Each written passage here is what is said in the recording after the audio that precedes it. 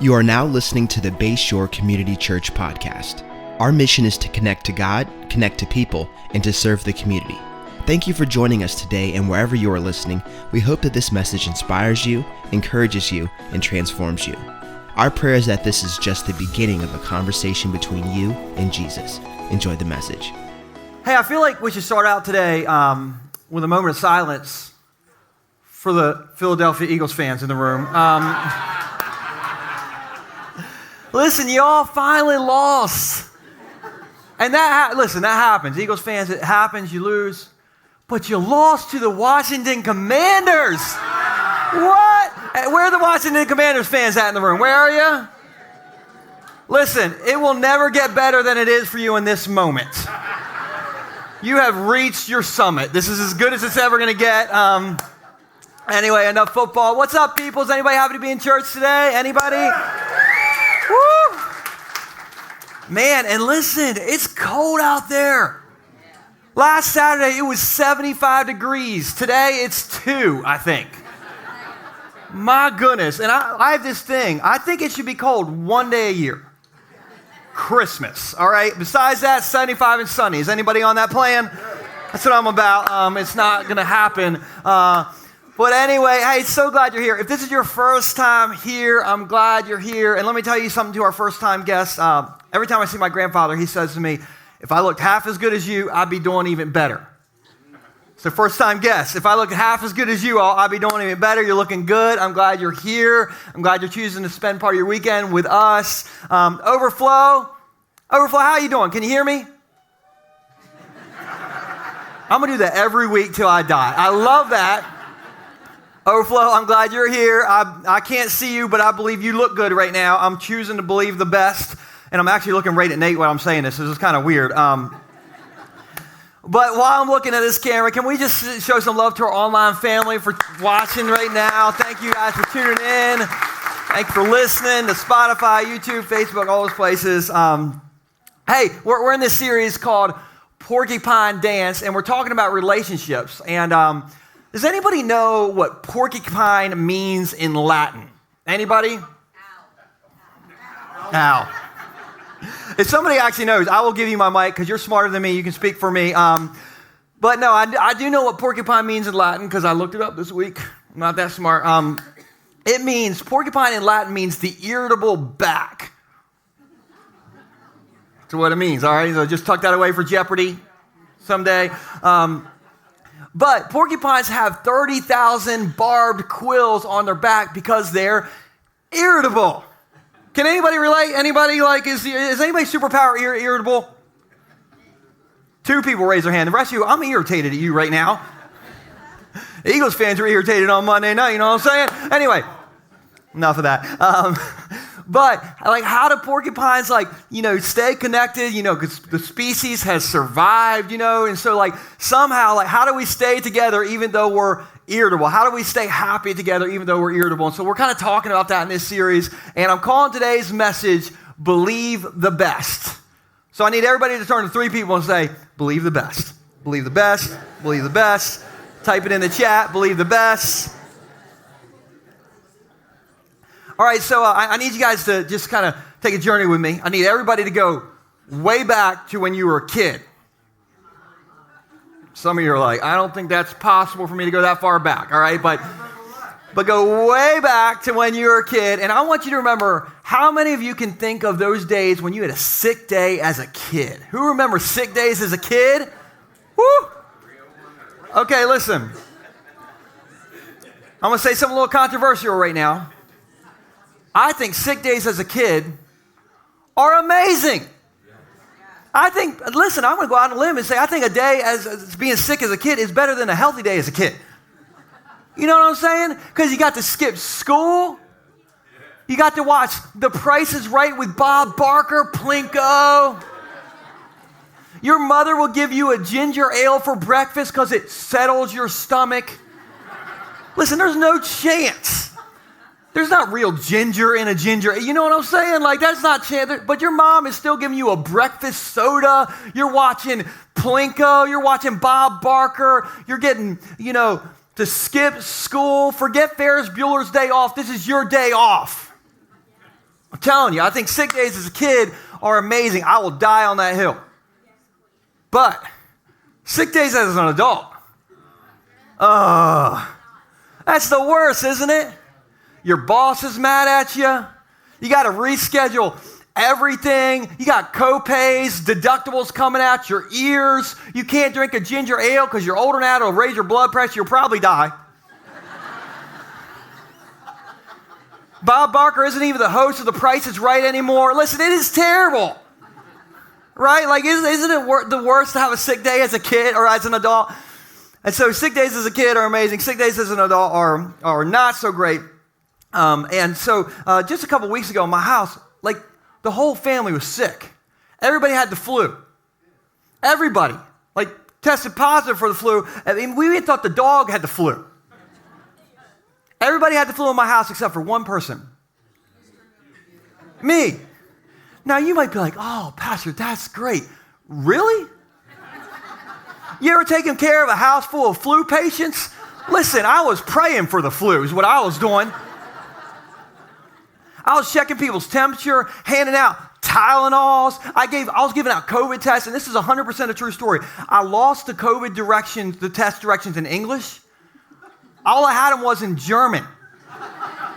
And I might know some Latin. I don't know German, y'all, all right? So I was just like, yeah, I don't think you got it, but I don't know what German says, okay? So I don't know. And so, like, everybody in the house was sick. I was taking care of everybody. Now, just a little insight into kind of me and Stacy's marriage. Like, when I'm not sick and she is sick, I have some house rules.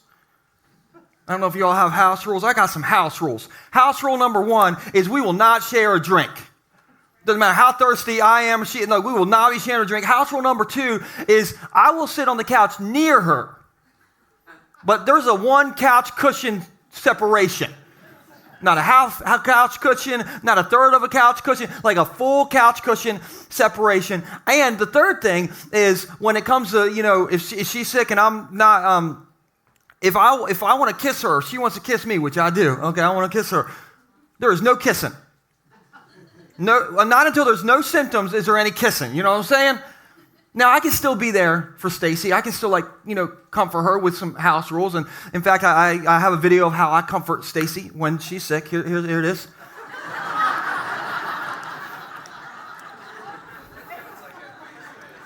It's great, isn't it?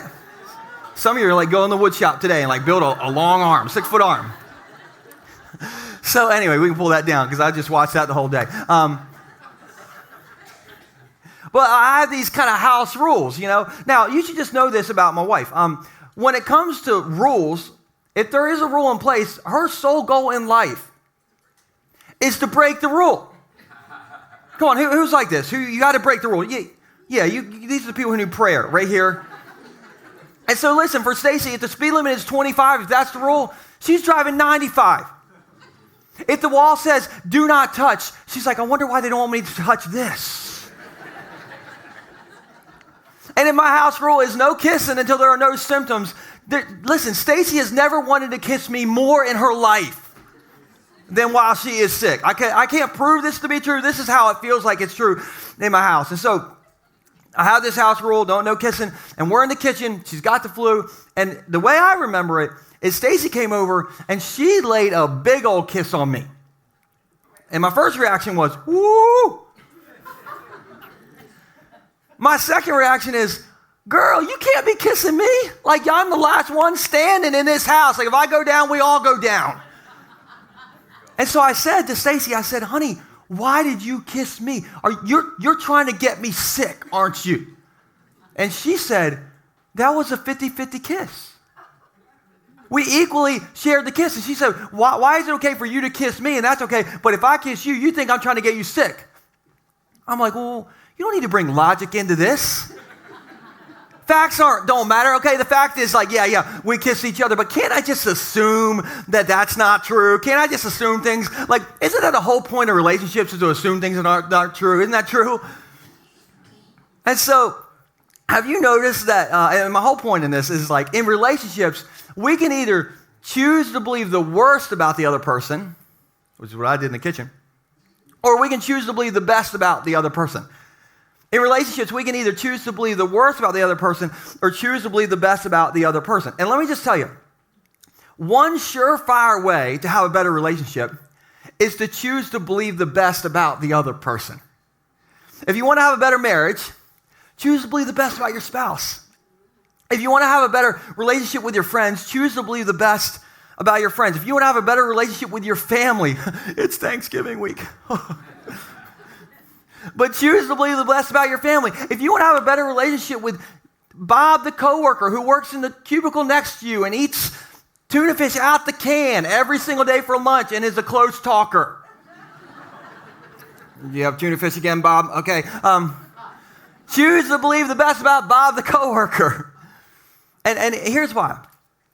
I believe when we choose to believe the best about others, it tends to bring the best out in others. I'm going to say that again because I'm preaching good right now. Okay. When we believe the best about others, it tends to bring the best out in others.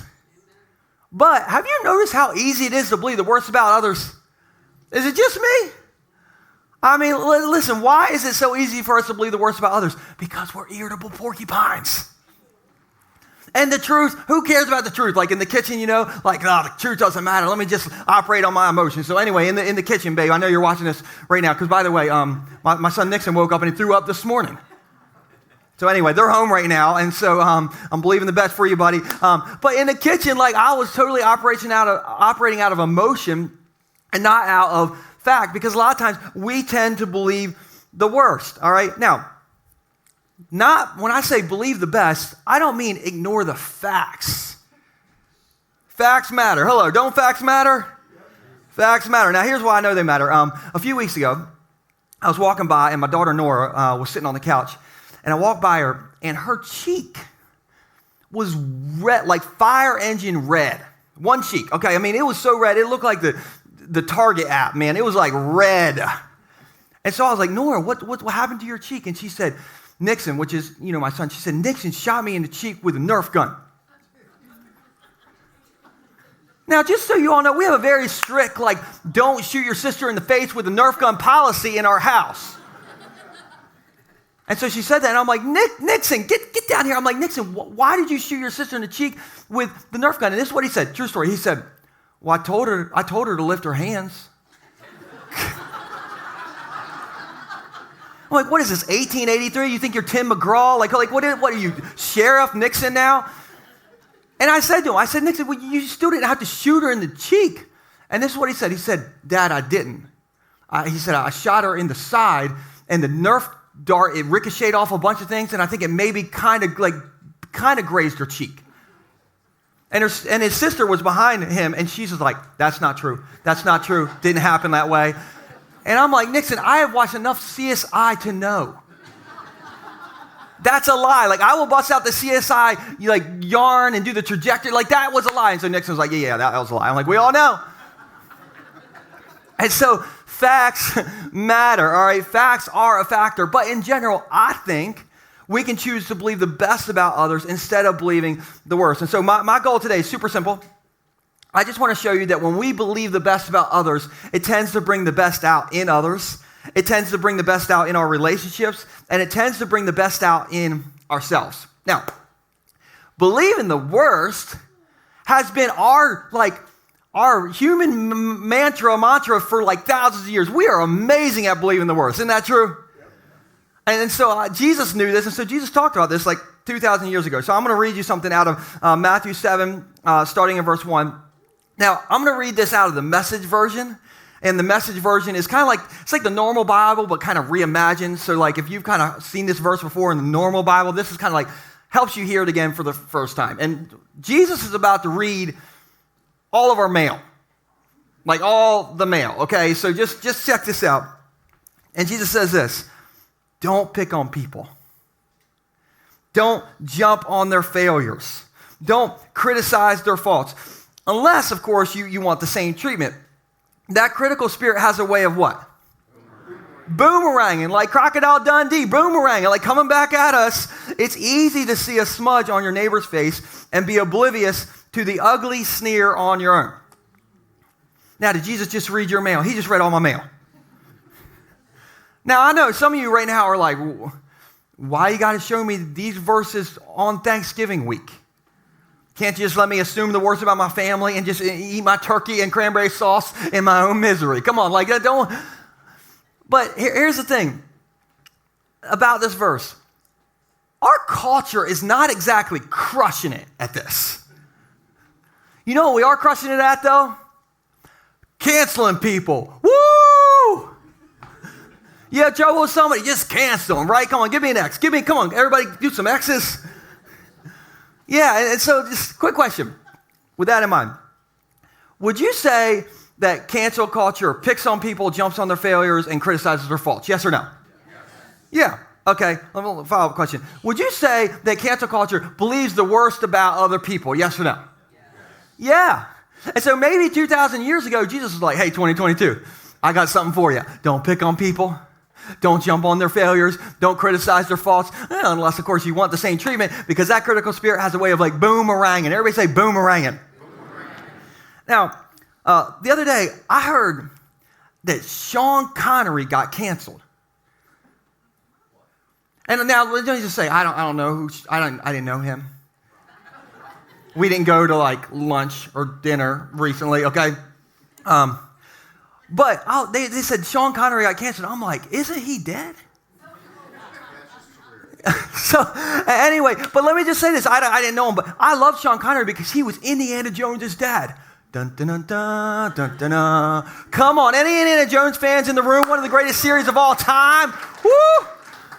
Not the fourth one. We should cancel the fourth one, okay? Cancel culture, the fourth Indiana Jones. But anyway. But they're like, yeah, like Indiana Jones' dad got canceled. And I'm like, man, like I thought he was dead. And so like I looked into it, and 57 years ago, he said something he shouldn't have said. And he shouldn't have said it. But I'm like, we're canceling dead people for something they said 57 years ago? I'm really glad there was not an audio recording device in my car for what I said 57 minutes ago on the way to church. Is anybody with me? Woo! I wouldn't even be on this stage right now. But the one little problem with cancel culture is nobody's perfect, which means eventually cancel culture comes for everyone. It kind of like boomerangs. Who said boomerang? Jesus said boomerang. And so listen, I want to believe the best about others because I need the best boomeranging back at me. Anybody with me on that? And just so you know, our church doesn't do cancel culture. We believe in grace culture. We believe in forgiveness culture, second chance culture, all right? Because we are all a mess and we need some grace. We need that boomeranging at us, okay? Because listen, this church, especially this section, you all need some grace, all right? But I want to believe the best about others because I want that boomeranging back at me. And so let me kind of go over our first point. We have 2 points today. And the first point is this. This isn't about others. This is about yourself. Believe the best about yourself. We can put that on the screen. Believe the best about yourself. Now, I need everybody to go back to the 90s. Hootie and the Blowfish. 90s. 90s, like if you wanted to rent Ferris Bueller's Day Off on VHS tape, you went to the Blockbuster Video, and you got out your Blockbuster Video card. Who remembers the Blockbuster Video card? Does anybody still have it? Couple people. It's not coming back. It's never going to come back. There's always hope. Yeah, but not for that, all right? But in the 90s, I didn't have a Blockbuster Video card, but I did go to Blockbuster some. But I did skateboard some in the 90s. And so this week I found a picture of me skateboarding in the 90s right here. Look at that. Look, those are 90s graphics that Nate put on it. Like, wow. Everybody say radical, man. That's it. I feel 90s. I can see a Trapper Keeper notebook right now.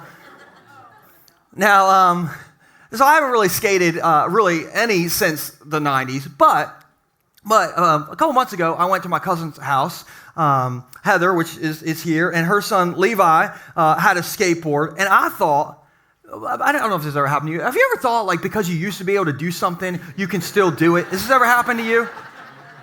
Oh, yeah. Like what the great theologian Toby Keith said, I ain't as good as I once was, but I'm as good once as I always was. I don't even really know what that means. It's a confusing lyric. But But I thought, I could skateboard in the 90s. I can still skateboard in 2022, right? Wrong, okay? This is true. I stood on the skateboard. I went to do an ollie, which is the most basic skateboard move of all the skateboard moves. And I went to do it, and I don't even know what happened next. I think I blacked out. It's a wonder I'm even alive. And the point is, I will never skateboard ever again, okay? That's never going to happen. But my boy Nixon was out there, and he fell in love seeing Levi's skateboard. And so he's like all about skateboarding now. And so he got he had a gift card to Amazon. And so he ordered a skateboard on Amazon. Now, before the skateboard came in, Nixon started watching skateboard videos on YouTube. And he skipped way over like all the parts about like learning how to stand on a skateboard. Skipped over all that. He was watching people jump out of helicopters onto like 30-foot half pipes into like the X Games, and he's like, that's what I will do. 100% a true story. All right, the skateboard comes in, I take it, I get it all unwrapped, get it all unboxed for him. I hand him the skateboard. He's never even stood on the skateboard. Never even really stood on a skateboard, and he's like, okay, Dad, where's the closest skate park? Because I need to go on a half pipe. Listen, I'm almost 40. I won't even get on a skateboard without making sure my life insurance is updated at this point, because I almost died on Levi's skateboard. Nixon, he's never really even stood on one. He's looking for the half pipe to drop in for the X Games, okay? That's where he's at. And isn't it funny how before like life smacks us around a little bit, we think like the best about ourselves? Like in elementary school, you're like, okay, I'm going to be an astronaut. I'm going to own a private island, probably marry a supermodel, and, maybe invent the flying car. Then you turn 30 and you're like, I just want to go to Walmart and see what the newest frozen meal flavors are. Like what happened? We go from like believing the best to just kind of like settling for where we are. Come on, isn't that true, adults? We just kind of like settle. And sometimes it works that way. Sometimes start to not believe the best about ourselves. We don't just settle either. We kind of start to believe the worst about ourselves. Why? Because maybe you got hurt like I did on Levi's skateboard. Or maybe you kind of got hurt in life, or maybe you lost a job, or maybe, went through a breakup, or, got arrested. I mean, I don't know what it is, but as adults, we can start to believe the worst about ourselves. We can start to think that our past history determines our future destiny, which is kind of discouraging. Everybody say, womp, womp. It's discouraging, and I'm an encourager. And so let me just encourage you with this. As God's people, I'm just going to put you guys in that category. As God's people, we have a choice. We don't have to believe that our past history is our future destiny. All right, we can believe that Jesus' history on the cross paints a picture for our future destiny, and that means our future destiny is going to be good. And let me just tell you this, your mistakes do not define you. Jesus' death and resurrection define you. And if Jesus thought you were worth dying for, you got a whole lot to live for. And if Jesus believes the best in me, then or Jesus sees the best in me, maybe I should start to see the best in me too. Maybe there's a reason Jesus said, love your neighbor as you love who? Yourself. We always forget that part. But why should we love ourselves? Because I think when we see the best in us, we tend to treat our spouse better. We tend to treat our kids better, our friends better, our family better. I can see all your all's faces. You're like, yeah, I can't believe the best about me. All right, last night I was running down Route 1 with a lampshade on my head, Pastor Joel. That's all I was wearing. Don't imagine it. But let me show you something. And this is in Romans chapter 3, verse 22. This is so good. It says this, we are made what? Right. We are made right with God by placing our faith in Jesus Christ. Everybody turn to the person next to you and say, you're all right. You're all right. You're all right. We are made right with God by placing our faith in Jesus. And this is true for everyone who believes. It's for everyone who believes, no matter who we are or what the color of that lampshade was. And so I just came to church to tell somebody, if Jesus made you right, you're going to be all right. You can believe the best about yourself. Because when we believe the worst about ourselves, here's what kind of happens. And we'll put this on the screen. We kind of look at our situation as permanent, pervasive, and personal. Everybody say permanent, pervasive, and personal. Permanent, pervasive, and personal. That's good. That's like a Dr. Seuss line right there. Permanent, pervasive, and personal. And so here's what happens. When you look at yourself as, kind of the worst version of yourself, we tend to look at situations as permanent, pervasive, and personal. So for instance, if you interview for a job and you didn't get the job, you think, well, I'm going to be unemployed permanently. And that guy, the guy who didn't hire me, is probably talking to all his little boss friends at the other places, and I'm not going to get a job anywhere because this is a pervasive situation. And I don't think they hire me because they think I'm a loser. Personal, right? Or maybe you ask a girl out, and she says no, womp womp.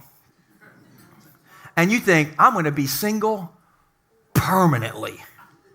And she's going to talk to all her single friends on the Bumble and on the Tinders and on the Kindles or whatever. I don't even know.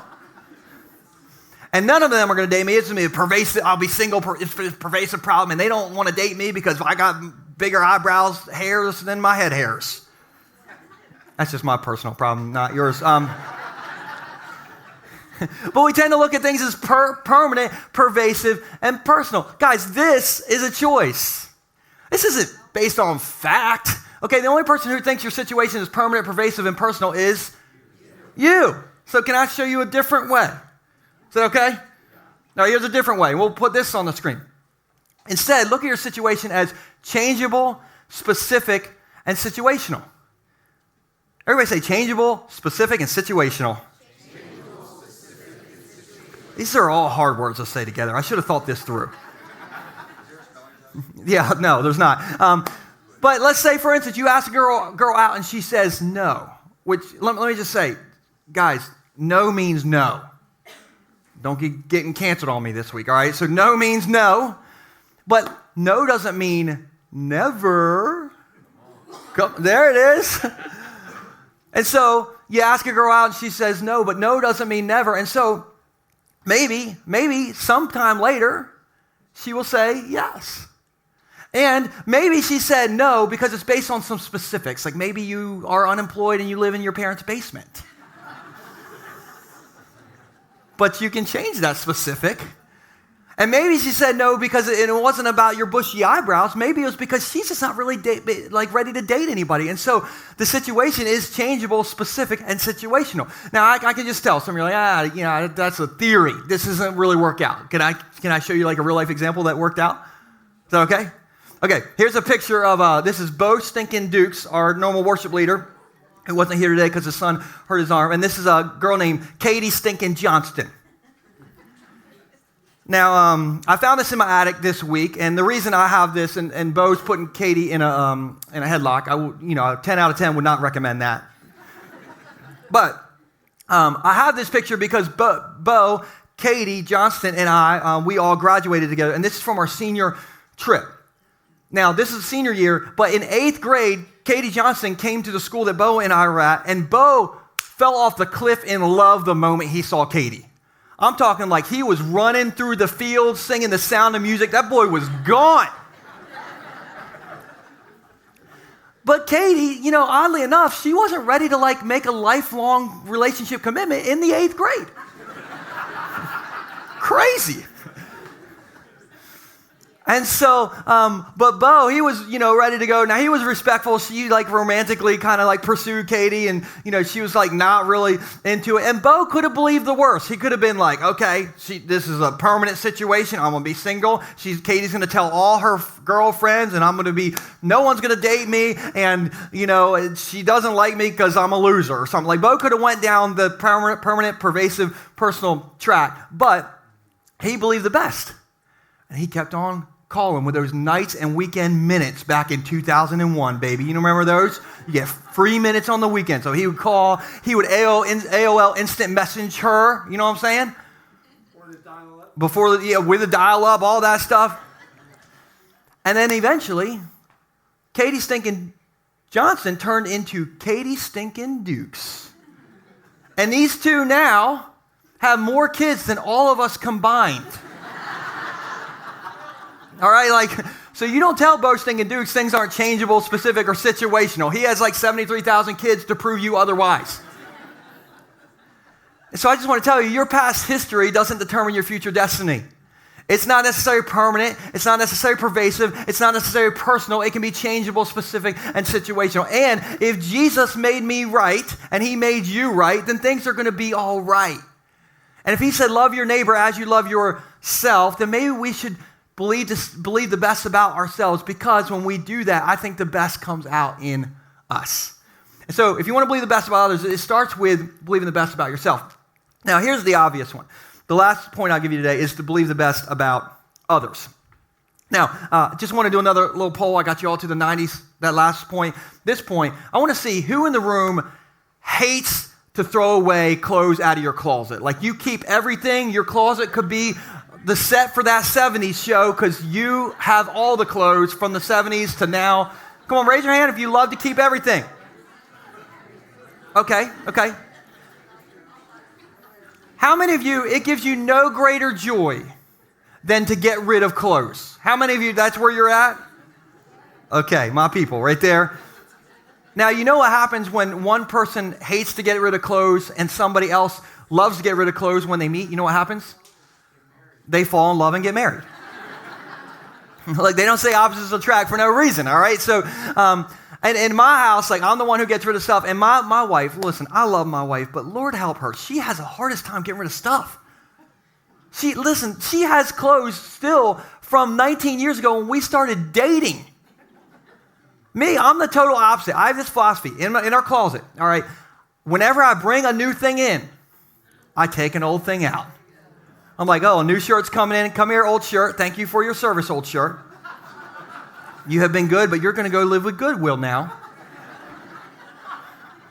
I'm a one in, one out kind of guy. That's how I handle my closet, okay? Stacy's got everything in there. She's got the last 4 decades fully represented. For me, though, I like one in, one out, so I'm very minimal in my closet, and I have everything color coordinated because I'm crazy. And then Stacy's side just looks crazy, all right? And so, but about a month ago, Stacy started to clean out and organize the closet. I'm like, whoa, who are you? And she's taking things down. And this is what I learned when I started, when I married Stacy 15 years ago.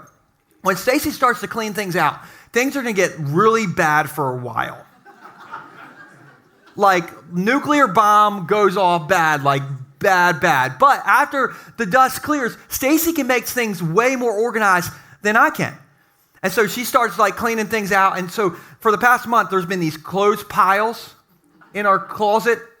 And to walk through the closet, I'm just shimmying by these clothes piles. Now, when we first got married, okay, newlywed Joel, also known as idiot Joel, I would have been not believing the best. I would have been shimmying by these piles, I can't believe Stacy. What is she doing? This is a mess. That's newlywed idiot Joel. But idiot Joel was not permanent. Praise the Lord.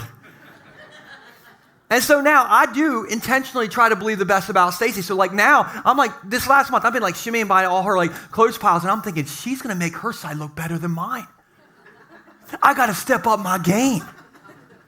And I promise you, I am so thankful that my wife has this thing where she likes to hold on to old clothes. I have made a complete switch on this. Because, listen, my wife is very conscientious, and she does not like to spend money.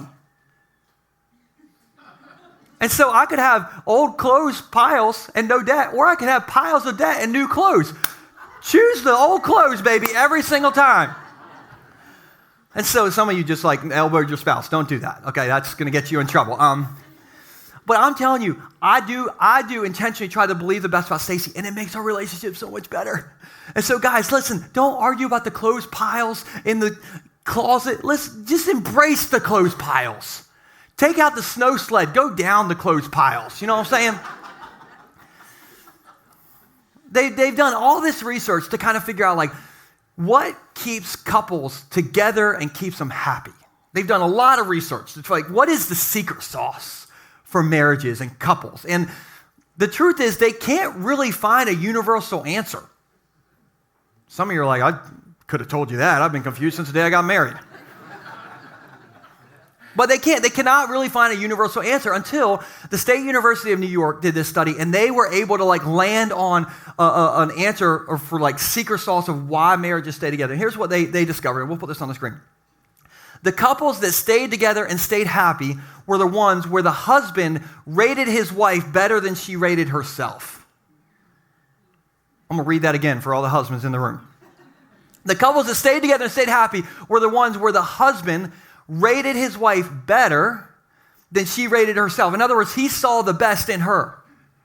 Now, all the single ladies, and all the married ladies are like, where could one find this husband? I'm married, but I'm willing to just see. You can find them in the basement, obviously, right, guys? Right, men? Very unenthusiastic, but that's okay. But I think this is a wild conclusion. I think it's a crazy conclusion. And this week I was thinking, though, what if this isn't just true for marriage? What if this is true for all relationships? What if the secret sauce to a healthy relationship is to see that other person better than you see or better than they see themselves? What if the secret sauce to relationships is to believe the best about the other person? You know what would happen?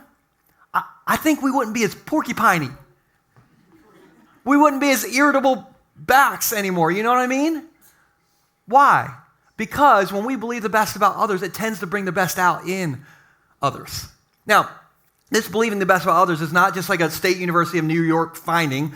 All right, this is a Bible thing. Let me show you two verses in Romans 12:10, and then skip down to verse 18. So, first off, it says, love each other with genuine affection and take delight in honoring each other. Not assuming the worst, but in honoring each other.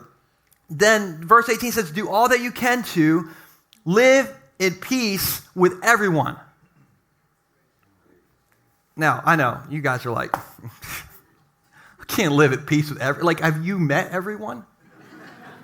Do you know those people? Some of you have those people coming over for Thanksgiving, don't you? Don't you have those people coming over? So how do we live at peace with everyone? And you never know. This is kind of how I explain this. You never know what somebody's going through that can explain why they're porcupiney. I learned this the hard way. So a couple years ago, we were building a house over in the Ocean View area, and as our house was being built, I used to drive by all the time. And I don't know if you've ever been building a house. You do the house drive by it's my house. I'm building it.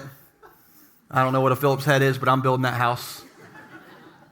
So we would drive by all the time. And so, has anybody ever done that when your house is being built? You just do the drive, oh, what's up? That's my house. And so we were I had my kids in the car, Nora and Nixon, and they were 5 and 7 at the time. And I was driving slow, because you drive by slow. So I was going 5. Some of you have never gone 5 in your life, okay? I was going 5 miles an hour and just going super slow. And there was this little old lady in front of me, and I saw her, okay, on the road. And the reason I saw her is because she was wearing bright red pants. And I had never really seen bright red pants. So I saw this little old lady in her bright red pants, but she didn't see me until kind of the last minute. I'm very far away from her, but she turned and saw me, and when she did, she frantically grabbed her dog, ran off the road, and just granny stared me down. I mean, I think she would have cooked me for Thanksgiving dinner. She was so, her face was as red as her pants. And then she motioned to me to put my window down. I'm like, oh Lord.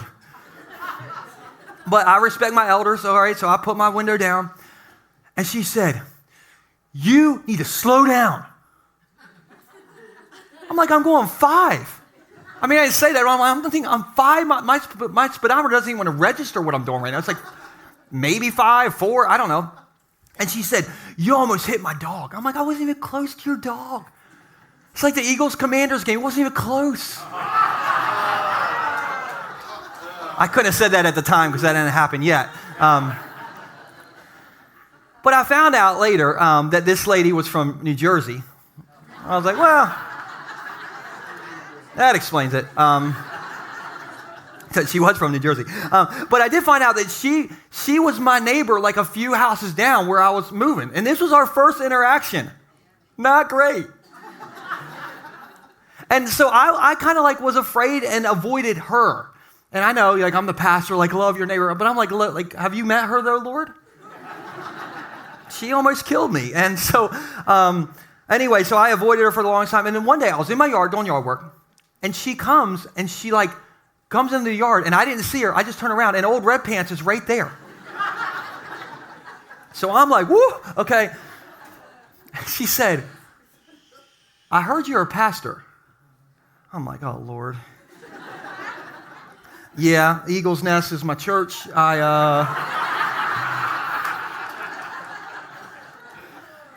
She said, I heard you're a pastor. And I'm like, yeah, I'm a pastor. And she said, Pastor, I know I can seem grumpy. And she said, but I'm just really sad. She said, I'm lonely over there, and my husband died about a year ago, and my family's all in New Jersey, and it's just me and my dog. And that's why I got scared that day for my dog. I was like, I'm going to cancel myself right now. I'll write you a check for everything I have and more, and I will never talk bad about New Jersey people ever again. But then I was like, yeah, but that part's not true. Okay, so... That's a true story. And that was a moment for me because it made me realize, like, yes, people are irritable. Yes, people are frustrating. Hello. But I just want to choose to believe that there's probably a perfectly good explanation for why they are the way that they are. You know what I mean? And so maybe that porcupine person in your life isn't salty. Maybe they're just lonely. Maybe, guys, she's not a control freak. She's just detail-oriented. And remember when you were dating and you like loved how organized she was? Well, now that you're married, you're part of her organization. Maybe my wife's closet isn't messy because she's a messy person. Maybe she's just in the middle of the process. Just settle down, give her a second, Joel. Maybe your husband isn't a workaholic. Maybe he's driven. He's trying to take care of your family. Maybe your boss isn't demanding. Maybe he's just trying to get you to reach your potential. Maybe that customer isn't rude. Maybe they're a New Yorker and that's just how they talk. I don't even think that was a good, accent, but you get the drift. Maybe that person who was tailgating you on the way to church today, hello. Maybe they aren't actually the devil. I mean, they could be. But maybe they're on the way to the hospital, so don't send them to the hospital. Maybe there's people in your family who are going to show up to Thanksgiving dinner late, and they're not going to bring any food, but they're going to bring empty Tupperware to take leftovers home. Now we're getting real. Look, maybe they're not lowlifes. Maybe they just are like, they got 5 stinking kids like most stinking dudes. You should be grateful they even got to your house in one piece. You know, maybe your boyfriend's dad isn't a untrusting, sneak up on you psychopath, although he is that. Maybe he's just looking out for his little girl. You know, like, I want to choose to believe the best because when I believe the worst, it brings the worst out of me. And you may say, well, you're just naive, Pastor Joel. They are the worst. And they may be. They may be. But I think you will smile more. I think you will have lower blood pressure. You will have a happier life if you choose to believe the best anyway. And so this week, on Thanksgiving week, come on, gobble, gobble. Everybody say gobble, gobble. On people coming into your space week, I want you to just do 2 things, and we'll put this on the screen. I want you to choose to believe the best about yourself, even when you burn the marshmallowy top to the sweet potato little dish. Believe the best about yourself and choose to believe the best about others. When that family member says, yeah, but Aunt Charlotte never burnt the top of her marshmallows, choose to believe the best about others. So choose to believe the best about yourself and others. And the reason why is because I think Jesus read my mail this week, and maybe you read your mail this week when he said this, and we'll read it one last time to close up. Don't pick on people. Just pick that turkey out. Don't jump on their failures. Just jump on, positivity. Don't criticize their faults, unless, of course, you want the same treatment. That critical spirit has a way of boomeranging. It's easy to see a smudge on your neighbor's face and be oblivious to the ugly sneer on your own. So I need everybody from overflow to the back row to the front row Just say, believe the best. All right, one more time on 3. 1, 2, 3. Believe the best. All right, let me pray for you. Jesus, we need a pep talk sometimes because it's so easy for us to believe the worst, which is probably why 2,000 years ago you said these words to us. And so, God, I pray that we'll kind of walk out of here and just say, number one, I'm going to believe the best about myself. I might not have the best history. I may have a track record. But, God, you said to love your neighbor as you love yourself. And so, God, I pray that you'll help us to see the value in us because you saw value in us, and that's amazing. And then, God, I just pray that we'll just share that value across the table with the people in our lives. I pray that we'll believe the best about them because when we believe the best about others, it tends to bring the best out in others. And so, God, that's what we want, especially on Thanksgiving week. I pray that you'll use us to bring the best out in others because you really believe the best in us. And so, God, we love you. We thank you for your grace. We pray that we'll extend some of that this weekend. And God, just help us through those difficult situations in Jesus' name. And everybody said, amen. Amen. Thank you so much for joining us on the Bayshore podcast. I want to encourage you to take this message you just received and allow it to go deep into your soul and let Jesus do the deep work that only he can do. A special thanks to everyone that gives generously to Bayshore. It's because of you that this ministry is possible, creating life change all over the world. You can be a part of spreading the message around the world by going to bayshore.online and clicking Give. For all things Bayshore, visit bayshore.online to find out what your next step may be. You can subscribe right here and share this podcast with your friends and family. Thank you again for listening. God bless you.